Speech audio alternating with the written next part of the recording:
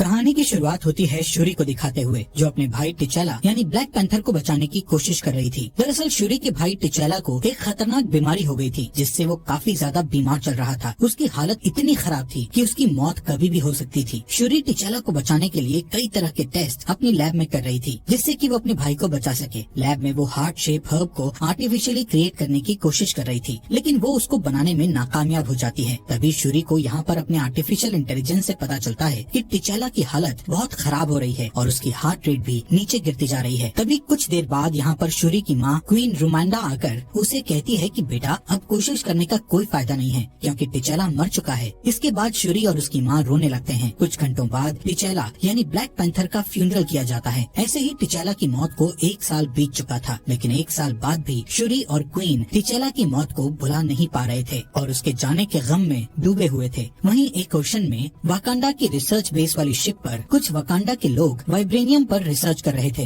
तभी यूएस की एक आर्म फोर्स वकांडियन शिप पर हमला कर देते हैं। असल में यूएस आर्म फोर्स वहाँ से वाइब्रेनियम चुराने के लिए आई थी। वहीं शिप में कुछ सोल्जर होते हैं जो वाइब्रेनियम को चोरी होने से बचा लेते हैं और ये बात वाकांडा क्वीन को पता चल जाती है, जिसके बाद उसे काफी गुस्सा आता है। वाकांडा की क्वीन से यूएनओ की एक हियरिंग में ये सवाल पूछा जाता है कि वो कैसे वाइब्रेनियम को प्रोटेक्ट करेंगे, क्योंकि वाइब्रेनियम बहुत ही इम्पोर्टेंट चीज है। वो कहते हैं कि हम आपके ऊपर कैसे भरोसा कर सकते हैं कि आप वाइब्रेनियम को प्रोटेक्ट कर पाएंगी। जिस पर क्वीन कहती है कि हम वाकांडा के लोग पिछले हजारों सालों से वाइब्रेनियम को प्रोटेक्ट करते आ रहे हैं और आगे भी बहुत अच्छे से वाइब्रेनियम को प्रोटेक्ट करेंगे। इसके बाद क्वीन उन सोल्जर्स को सामने लेकर आती है जिन्होंने शिप पर हमला किया था। क्वीन कहती है कि तुम सबको लग रहा होगा कि अब वाइब्रेनियम को प्रोटेक्ट करने के लिए यहाँ कोई ब्लैक पैंथर नहीं है और तुम आसानी से वाइब्रेनियम को चुरा सकते हो। वो कहती है कि लेकिन ऐसा नहीं है, क्योंकि आज भी वाकांडा के योद्धा वाइब्रेनियम को प्रोटेक्ट करने में सक्षम है। इसके बाद क्वीन सबको वार्निंग देती है कि अगर किसी ने भी वाकांडा या फिर वाइब्रेनियम पर नजर डाली तो इसका बुरा अंजाम उन्हें भुगतना पड़ेगा। वहीं एक दूसरे ओशन में कुछ सोल्जर्स जो अमेरिकन FBI के ऑफिसर थे, वो समुद्र के अंदर वाइब्रेनियम की तलाश के लिए वहाँ गए हुए थे। उनके पास जो मशीनें थी वो आसानी से वाइब्रेनियम की तलाश कर सकती थी। यहाँ हमें पता चलता है कि वाकांडा के पास जो वाइब्रेनियम था वो इकलौता वाइब्रेनियम नहीं था, बल्कि एक और वाइब्रेनियम भी था जो अटलांटिक सागर में गिरा था। इसका मतलब ये था कि वाकांडा के अलावा अटलांटिक ओशन में भी वाइब्रेनियम मौजूद था। यहाँ अमेरिकन सोल्जर को अपनी मशीन की मदद से वाइब्रेनियम का पता चल जाता है, इसलिए FBI की टीम अपने 2 सोल्जर्स को वाइब्रेनियम को देखने के लिए समुद्र में भेजती है। लेकिन कुछ समय बाद इन सोल्जर्स पर भी हमला हो जाता है और हमला करने वाले टेरलोकॉन के सोल्जर्स थे, जिन्होंने सारे अमेरिकन सोल्जर्स को मार दिया था। यहाँ इस बात का खुलासा होता है कि जब वाइब्रेनियम अर्थ पर आया था तब उसका मेट्रॉइड वाकांडा के अलावा अटलांटिक ओशन में भी गिरा था, जो कि अब टेरलोकॉन के पास था। इसका मतलब ये था कि टेरलोकॉन के पास भी वाइब्रेनियम के कुछ हथियार मौजूद थे। इसके बाद वाकांडा क्वीन शूरी को एक नदी के किनारे लेकर आती है और अपनी फ्यूनरल की ड्रेस को जला देती है। वाकांडा के लोग सोचते हैं कि यदि किसी के फ्यूनरल की ड्रेस को जला दिया जाए तो मरे हुए इंसान की याद आनी बंद हो जाती है और उसके दुख से उबरा जा सकता है, पर शूरी को इस बात पर विश्वास नहीं होता और इसीलिए वो अपनी फ्यूनरल की ड्रेस को जलाने से मना कर देती है। क्वीन और शूरी दोनों टिचैला को याद करके रो रहे होते हैं। तभी क्वीन और शूरी देखते हैं कि नदी से कोई बाहर आता है और वो कहता है कि वो टेरलोकॉन का राजा है, जिसे बाहरी दुनिया के लोग नेमोर भी कहा करते थे। नेमोर क्वीन और शूरी से कहता है कि जब से लोगों को वाकांडा में आने की इजाजत दी गई है, तब से लोग वाइब्रेनियम के बारे में सब कुछ जान चुके हैं और इसीलिए वाइब्रेनियम को पाने के लिए उसके पीछे पड़े हुए हैं, जिसकी वजह से उसके किंगडम के कई लोगों की जिंदगी खतरे में आ गई है। नेमोर कहता है कि वाकांडा के बारे में जानने के बाद सभी लोग वाकांडा के वाइब्रेनियम के पीछे पड़ गए हैं और इस तरह जब उन्हें टेरलोकॉन के बारे में पता चलेगा तो लोग उनके भी पीछे पड़ जाएंगे। यही नहीं, नेमोर क्वीन और शूरी को ये भी बताता है कि अमेरिका के पास एक ऐसी मशीन है जो वाइब्रेनियम का पता लगा सकती है, जिसे अमेरिका के एक साइंटिस्ट द्वारा बनाया गया है। इसलिए नेमोर क्वीन और शूरी से कहता है कि उन दोनों को आपस में मिल जाना चाहिए और साथ मिलकर पूरी दुनिया पर अटैक कर देना चाहिए। नेमोर कहता है कि इससे पहले दुनिया के लोग वाकांडा और टेरलोकॉन को खत्म कर दें, उससे पहले ही उन्हें मिलकर पूरी दुनिया के लोगों को मार देना चाहिए, जिसके बाद वो अपनी जिंदगी आराम से जी सकेंगे। लेकिन क्वीन इसके लिए तैयार नहीं होती और उसके ऑफर को मना कर देती है और जैसे ही नेमोर ना सुनता है तो वो कहता है कि अगर वाकांडा टेरलोकॉन के साथ नहीं मिलना चाहता तो वाकांडा को उस साइंटिस्ट को ढूंढना होगा जिसने अमेरिका के लिए वो डिटेक्टर मशीन बनाई थी और उसे ढूंढकर टेरलोकॉन के हवाले करना होगा, ताकि वो उस साइंटिस्ट को मार सके और अमेरिका कभी भी टेरलोकॉन के वाइब्रेनियम के पास ना पहुंच सके। इस काम को करने के लिए नेमोर क्वीन को 1 हफ्ते का समय देता है और साथ ही नेमोर क्वीन को धमकी देता है कि अगर 1 हफ्ते के अंदर उस साइंटिस्ट को ढूंढकर उसके हवाले नहीं किया गया तो वो पूरी दुनिया के साथ साथ वाकांडा को भी बर्बाद कर देगा। मिलेगा, और ये कहकर नेमोर वहाँ से चला जाता है। इसके बाद क्वीन डोरा मिलाजी के जनरल ओकॉय को यह आदेश देती है कि वो अमेरिका के उस साइंटिस्ट को पकड़ कर लाए, और ये जानकर डोरा मिलाजी की जनरल ओकॉय कहती है कि वो इस मिशन के लिए शूरी को अपने साथ ले जाना चाहती है, लेकिन क्वीन पहले इस बात को मानने से इनकार कर देती है, लेकिन बाद में वो मान जाती है और ओकॉय को शूरी को अपने साथ ले जाने की इजाजत दे देती है। इसके बाद आप देखेंगे कि शूरी और ओकॉय दोनों ही उस अमेरिकन साइंटिस्ट को पकड़ने के लिए अमेरिका पहुंच जाते हैं, और उन्हें वो साइंटिस्ट मिल भी जाता है। लेकिन इसके बाद उन्हें ये पता चलता है कि वाइब्रेनियम डिटेक्टर मशीन को जिस साइंटिस्ट ने बनाया है वो एक कॉलेज में पढ़ने वाली साधारण सी लड़की है जो सिर्फ 19 साल की है। उस लड़की का नाम रीरी विलियम होता है। जब ओकॉय और शूरी को रीरी के बारे में पता चलता है तो वो दोनों रीरी को अपने साथ लेकर चले जाते हैं। यहाँ जाते वक्त उन्हें पता चलता है कि FBI के कुछ ऑफिसर्स उनका पीछा कर रहे हैं, और उनकी नजर हमेशा से शूरी, ओकॉय और रीरी विलियम्स पर थी। FBI के ऑफिसर उन्हें घेर लेते हैं और खुद को सरेंडर करने के लिए कहते हैं, लेकिन रीरी विलियम अपने आयरन सूट को पहनकर वहाँ से निकल जाती है, और उसके पीछे ओकॉय और शूरी रीरी विलियम की कार और बाइक को लेकर फरार हो जाते हैं। तीनों जैसे भी करके FBI ऑफिसर से बच निकलते हैं, लेकिन फिर उनके ऊपर टेरलोकॉन के सोल्जर्स हमला कर देते हैं ताकि वो रीरी विलियम को पकड़कर नेमोर के पास ले जा सकें। इस वजह से टेरलोकॉन के सोल्जर्स और ओकॉय के बीच लड़ाई होती है, और सोल्जर शूरी को अपने साथ ले जाने की कोशिश करते हैं, लेकिन ओकॉय शूरी और रीरी को बचाने की पूरी कोशिश करती है। लेकिन टेरलोकॉन के सोल्जर्स बहुत ज्यादा पावरफुल होते हैं, इसलिए ओकॉय उनके सामने नहीं टिक पाती और हार जाती है, जिसका फायदा उठाकर टेरलोकॉन के सोल्जर्स शूरी और रीरी विलियम्स को टेरलोकॉन किंगडम में नेमोर के पास ले जाते हैं। इस बीच ओकॉय वापस वकांडा आ जाती है और सारे इंसिडेंट के बारे में क्वीन को बता देती है। सारा इंसिडेंट सुनकर क्वीन को बहुत ज्यादा गुस्सा आता है, और वो शूरी और रीरी की हिफाजत न कर पाने की वजह से ओकॉय को उसके पद से हटा देती है। इसके बाद क्वीन नाकिया को ढूंढते हुए जाती है, जो पिछले 6 साल से वकांडा में नहीं थी। नाकिया को हर देश की पूरी जानकारी थी, क्योंकि वो हर देश में घुस चुकी थी और उसे हर देश में घुसपैठ करने का एक्सपीरियंस था।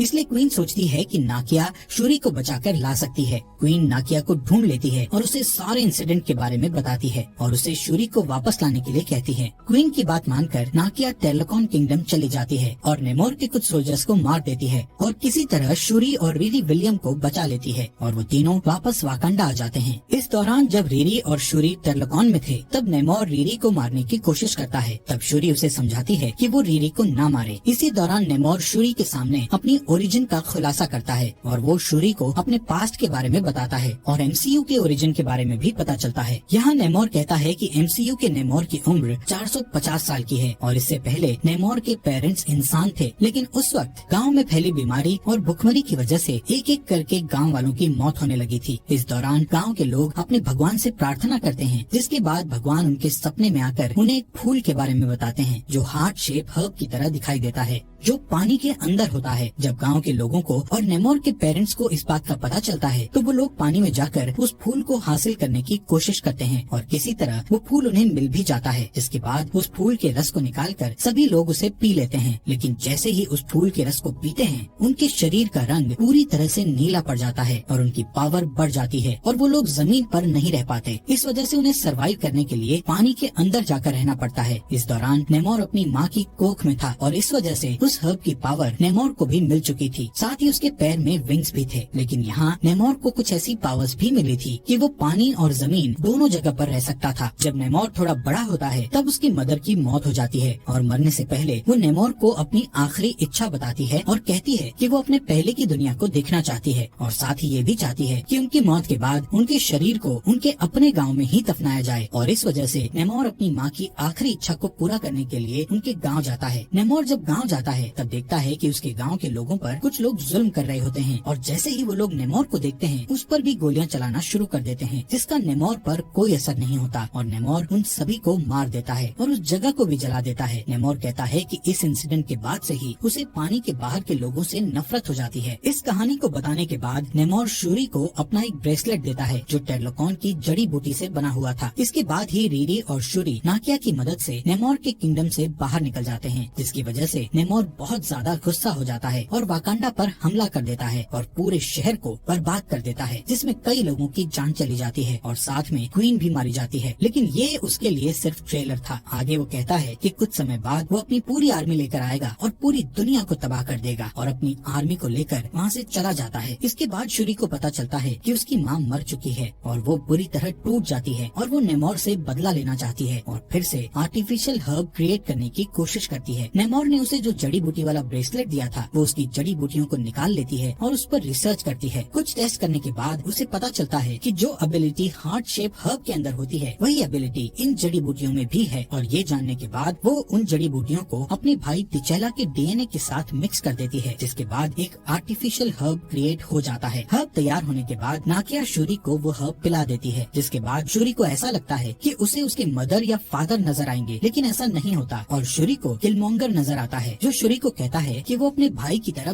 बिल्कुल भी नहीं है, वो टिचेला की तरह महान नहीं है और बिल्कुल किलमोंडर की तरह है और वो भी सिर्फ बदला लेना चाहती है। शूरी को ये सुनकर अच्छा नहीं लगता और उसे जलन होती है। इसके बाद शूरी को हर्ब की वजह से कुछ सुपर पावर मिल जाती है और वो अपना ब्लैक पैंथर सूट पहनकर नई ब्लैक पैंथर बन जाती है। इस दौरान शूरी के साथ लैब में रहते हुए रीरी विलियम अपने लिए एक और एडवांस आयरन सूट तैयार कर लेती है। यहाँ पर शूरी और रीरी को ये पता चल चुका होता है कि नेमोर की कमजोरी हीट है और अगर वो हीट के कांटेक्ट में आएगा या फिर पानी से ज्यादा देर तक दूर रहेगा तो कमजोर पड़ जाएगा। इसके बाद शूरी अपनी आर्मी को तैयार करके नेमोर के किंगडम पर हमला करने चली जाती है, जहाँ वाकांडा और टेरलोकॉन के बीच बहुत बड़ी जंग छिड़ जाती है। शूरी अपने ब्लैक पैंथर सूट को पहनकर जाती है और नेमोर को अपनी शिप में ले आती है, जहाँ बहुत बड़े बड़े हीटर थे। उस हीट की वजह से नेमोर की ताकत थोड़ी कम हो जाती है, लेकिन उसके हाथ में जो वाइब्रेनियम स्पीयर था उसकी वजह से वो अभी भी काफी पावरफुल था और उसकी मदद से वो पूरे शिप को डिस्ट्रॉय कर देता है। इससे पहले कि शिप नीचे गिरता, शूरी उसे उड़ाकर किसी तरह रेगिस्तान के पास ले जाती है ताकि नेमोर को ज्यादा देर तक पानी से दूर रखा जा सके और इसके बाद दोनों के बीच काफी खतरनाक लड़ाई होती है। इस लड़ाई में नेमोर वाइब्रेनियम स्पीयर से शूरी के ऊपर वार करता है और उसे उसके शरीर के आर पार कर देता है और शूरी बुरी तरह घायल हो जाती है। इसके बाद नेमोर पानी की तरफ जा रहा होता है, लेकिन इससे पहले वो पानी तक पहुंच पाता, शूरी अपने शिप को ब्लास्ट कर देती है, जिससे काफी हीट बाहर निकलती है और इस वजह से नेमोर बहुत ज्यादा कमजोर हो जाता है। इसके बाद शूरी नेमोर के वाइब्रेनियम स्पीयर को उसी की तरफ एम कर देती है और कहती है कि अगर तुम हार मान जाओ तो मैं तुम्हें छोड़ दूंगी, वरना तुम्हें जान से मार दूंगी। तुम्हें ये लड़ाई खत्म करनी होगी, क्योंकि अगर तुम ऐसा नहीं करोगे तो तुम्हारे आर्मी के लोग भी मारे जाएंगे। नेमोर को शूरी की बात समझ में आती है और वो शूरी के सामने हार मान जाता है, जिसके बाद शूरी और नेमोर एक साथ मिलकर जंग खत्म करने का ऐलान करते हैं और दोनों किंगडम एक दूसरे के दोस्त बन जाते हैं और सब कुछ ठीक हो जाता है। लेकिन शूरी को वाकांडा की नई क्वीन बनना था और वाकांडा के नियम के मुताबिक इसके लिए उसे कल्चरल सेरेमनी में अपने खुद के सोल्जर से लड़ाई करके खुद को साबित करना था। लेकिन इस सेरेमनी के दौरान शूरी गायब हो जाती है और वाकांडा में अम्बाकू दिखाई देता है, जिससे ये हिंट मिलता है कि वाकांडा का नया राजा अम्बाकू होगा। इसके बाद शूरी नाकिया के साथ दिखाई देती है और नाकिया के साथ वो अपने फ्यूनरल के ड्रेस को जला देती है ताकि वो अपने भाई की मौत के दुख से उबर सके। इसके बाद सीन शिफ्ट होता है, जहाँ शूरी बैठी हुई दिखाई देती है और नाकिया उसके पास एक बच्चे को लेकर आती है और कहती है कि ये टिचेला और नाकिया का बेटा है, जिसे दोनों ने छुपा कर रखा था और क्वीन के अलावा इस बारे में और कोई नहीं जानता। इसके बाद नाकिया का बेटा शूरी को अपना नाम बताता है और कहता है कि वो सम्राट टिचेला का बेटा है और उसका नाम टिचेला है।